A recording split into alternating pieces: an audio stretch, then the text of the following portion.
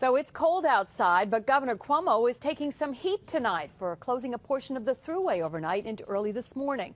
Cuomo ordered the shutdown of the stretch of road from Albany to New York City due to yesterday's massive storm. And tonight, one local business says that cost them money.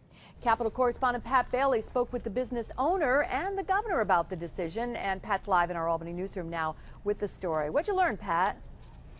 Well, Liz, that business owner said the call to close the road was, quote, questionable at best. The governor today said it was the right move, and he'd do it again if faced with the same situation. Any trucker will tell you when the roads are bad, the best place to be is on the New York State Thruway. But early Friday morning from midnight to 5 a.m., no trucks, no cars were on the Thruway. That is because Governor Cuomo shut it down after nearly 24 hours of snow fell across the state. Also, closing roads allowed us to stay ahead of the snow and have plows operating all night long, so we were in better shape for the morning.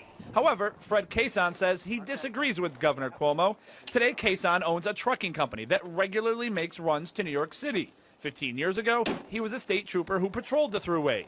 Cason says state workers normally do a great job maintaining the Thruway no matter how much snow falls. Basically, the governor turned around and said to these folks, you folks aren't up to this. I think we're just going to close the road. By closing the road, Cason was forced to reschedule his trip to New York City. He says other companies who did not lost time and money. It is the best maintained road, and if there was a section of that Thruway that for whatever reason wasn't safe to be on, I believe that the maintenance man in charge of that area would have tended to it.